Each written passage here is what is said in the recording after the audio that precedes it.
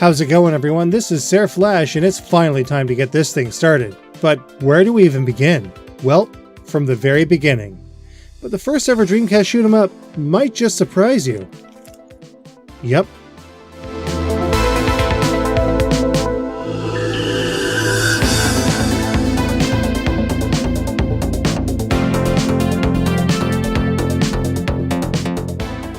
First and foremost, I'd like to welcome you all to this brand new series. In STG Chronicle, the shmups of Sega Dreamcast, we're going to take a look at every single shoot 'em up and borderliner released on Sega's final system. And we're going to do it in chronological order, from the very first to the very last. We're also putting a little extra effort into this production by translating all of the Japanese covers, manual selections, and obis that we find along the way. One other little thing, these translations are kind of loose, given that we're using only a dictionary and a translation app to get the job done.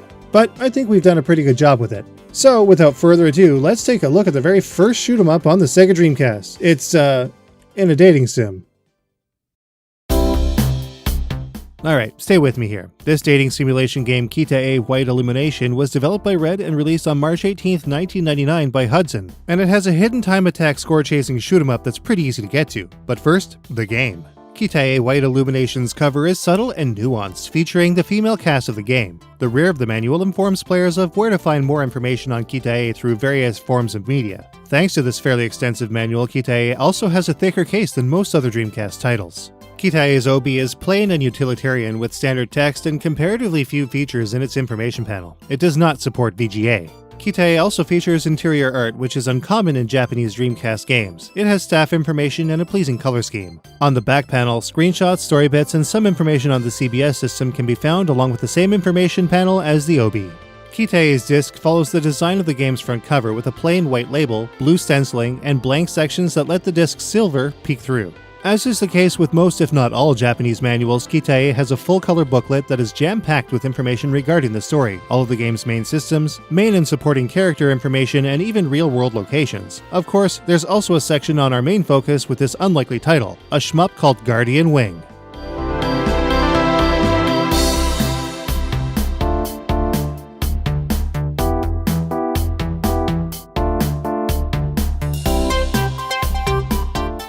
As a dating sim touted as a travel communication game, there's a lot of game to chew through, especially when testing the waters with all of the characters in the game. It's not exactly the kind of game that I normally would actively search for, and in this case, Kita-A is a pretty unlikely place to find a shooter to begin with.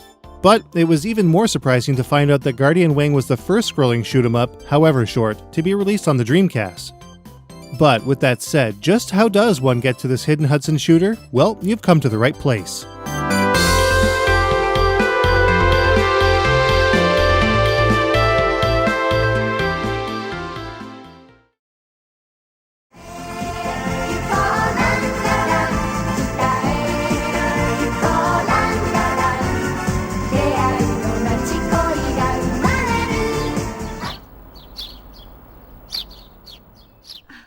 Once the player gets started with the game, they'll make their way to their relative's home after a flight from Tokyo to Hokkaido. The player will even encounter and interact with people almost from the very beginning of the game. After a tasty dinner at his new home, some inner reflection in the bath, and a good night's rest, players can start exploring the city. There's a lot to see, and everything has to be visited at least once, but on the first day of exploration, a game center can be accessed which allows players to play a UFO catcher, a quiz game, or a shooting game, the third choice here. From there, players can play Guardian Wing at their leisure.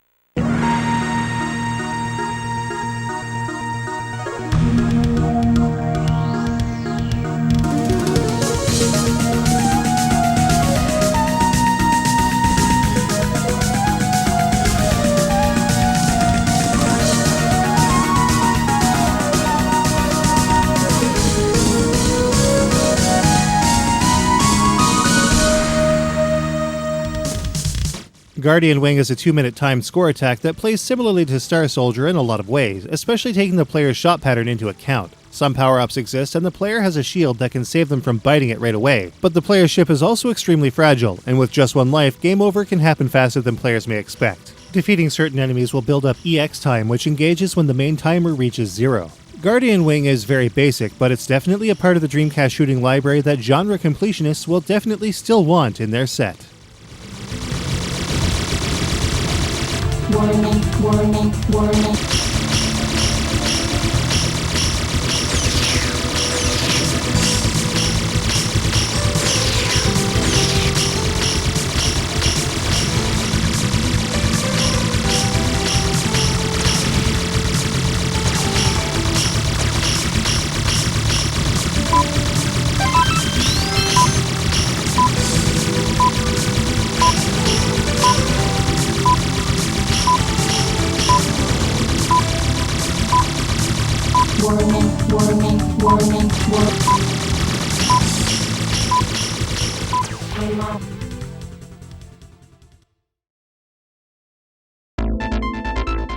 Alright, with that out of the way, let's take a look at the first proper shmup on the Dreamcast, Takumi and Capcom's Giga Wing. Giga Wing was released in Japan on November 11th, 1999. It would also be released in North America on July 19th, 2000, and in Europe on October 20th, the same year. The Japanese cover to Giga Wing is pretty wild, with slick dynamic ship imagery and a unique 10 to the 9th power Giga Wing emblem displayed in green. The back of the manual has typical company contact information and a panel for the Capcom Friendly Club, which at the time was looking for members. The North American version puts the Giga Wing title logo front and center, but is arguably less appealing than its Japanese counterpart. Giga Wing's obi has stylized red main text with a flash of purple in addition to a more subdued black line of text. Its info panel is quite a bit more detailed than Kita-A, with options for arcade sticks, rumble, VGA, and more. Giga Wing doesn't have inner artwork, but its back panel is jam-packed with a ton of information about the game, if a little light on screenshots. Our copy also came with a registration card. On the other hand, the North American version does have inner art like most if not all North American titles. It's simple, but it gets the job done. The North American back panel is much more stylized than its Japanese counterpart, but offers the player comparatively little information.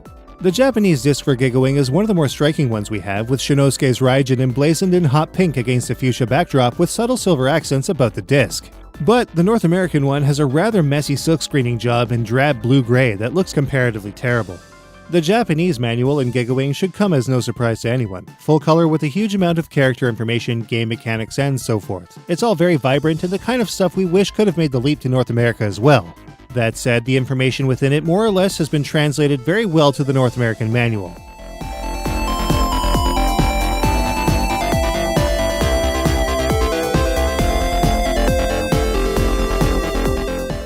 The problem is that the North American manual is just a monochrome, visually boring booklet that doesn't do a whole lot to spice things up. However, it's utilitarian and it does what it needs to do in terms of story and mechanic explanations, just without the Japanese flash.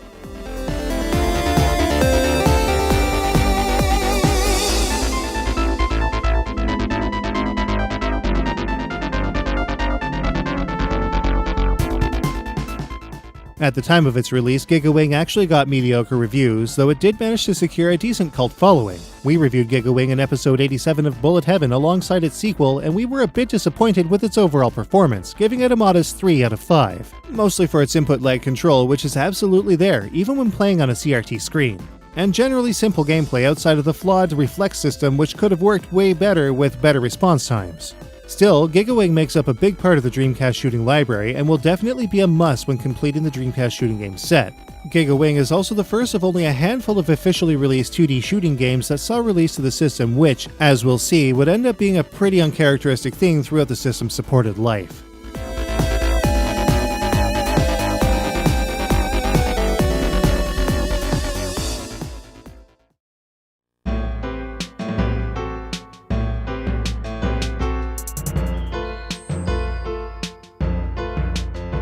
Issues we had aside, Giga Wing definitely made a name for itself with 2D visuals, a ton of firepower, insane lavish bomber attacks, and the Reflect Force system. But more so than that, take a look at those freaking scores, right? The obi says shoot for the trillion score, but this is a little ridiculous, isn't it? There are also some differences between the Japanese and North American versions too. The Japanese version has voiced cutscenes and supported online leaderboards. Well, at the time of its release anyway. But on the whole, both play more or less the same, and we know there are a lot of people out there that dig this game. On a certain level, we do too. Just not as much as other titles on the Dreamcast. For the full skinny on Giga Wing though, be sure to check out episode 87 of Bullet Heaven.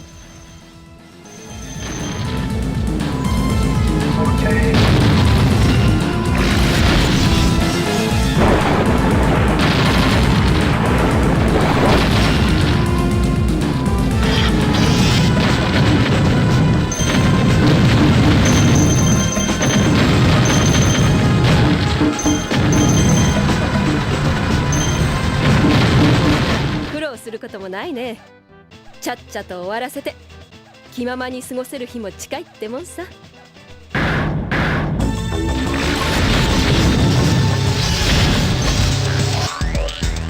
なんだいあの機体。値を落とそうっていうのか。面白い。相手になろうじゃないか。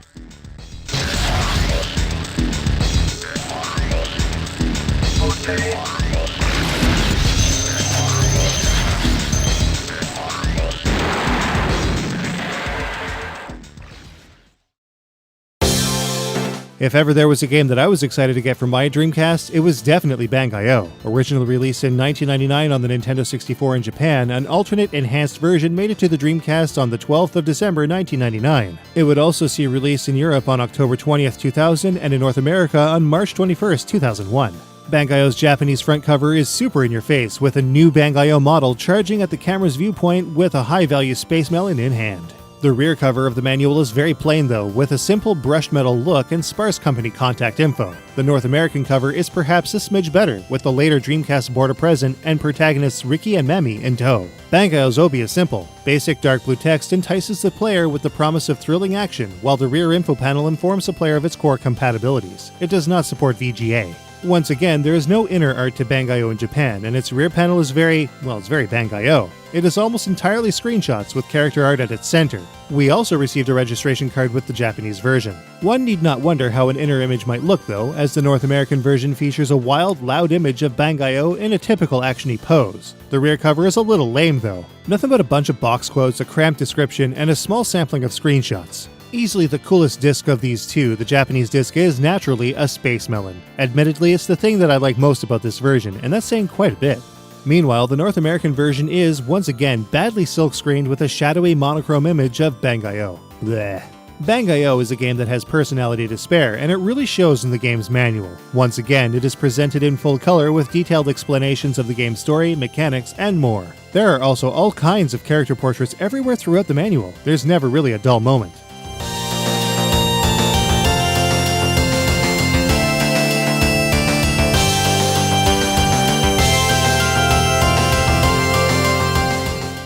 On the flip side, the North American manual is once again monochrome, but is pretty faithfully translated in all of the areas that count. Save for Danstar, of course, it's just called Manstar, the Japanese original. Well, according to my loose translation anyway. Or is it Guy Star? It's just such a shame that these manuals are all in black and white, since there's just a huge wealth of insightful and funny content in here.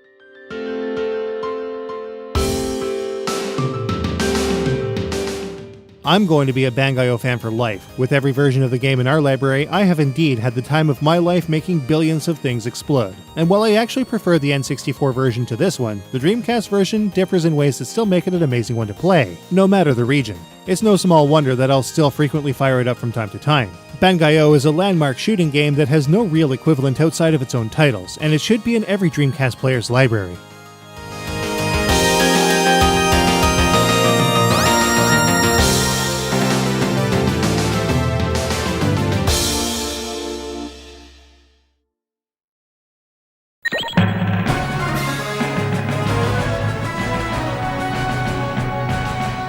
We reviewed the North American version of Dreamcast Bang-I-O in episode 119 of Bullet Heaven. It earned a 4.5 out of 5 for great reason. Sporting 44 stages, white-knuckle action, a fantastic risk-reward system, 400-shot super moves when fired at just the right moment, and some of the most bizarre conversations you'll read, Bang-I-O has charm forever. And with a difficulty that allows normal players to get through it, unlike the Nintendo DS or Xbox 360 follow-ups for real.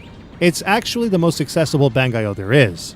It also has fantastic art direction, excellent music, sound design that makes me laugh every single time I play through it, and staying power with its huge wealth of stages and level-by-level scoring system. And come on, there's nothing quite as satisfying as unleashing an attack that makes, nay forces, the Dreamcast to completely choke a bit. It's just so good.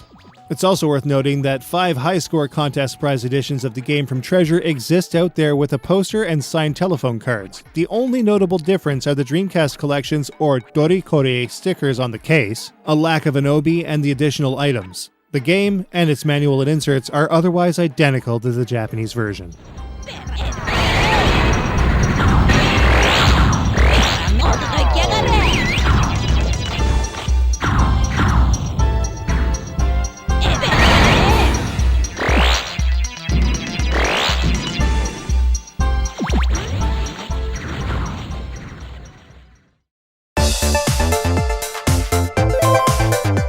So, let's put these guys into the Chronicle Matrix. Kita-e, Giga Wing, and Bang-I-O are now in place. But what's this? Empty spaces before them in the timeline? Well, that's because we'll be doing some interesting borderliners a little later on. On the American side, Giga Wing and Bang-I-O are taking their places. The timeline is a little messier here since we're looking at Japan's releases first, but there's still all kinds of neat stuff coming up that will only go here, and we're making it official. We're still trying for a complete North American set. While we're at it, here's where the homebrew games that have seen release so far will end up going, but those are still quite a ways off. So what's next? Well, in part 2 of 128-bit Dawn, we're getting serious with the Japanese releases of Gunbird 2 and Twinkle Star Sprites, coming soon. We hope you enjoyed this episode and look forward to seeing you all again. See you next.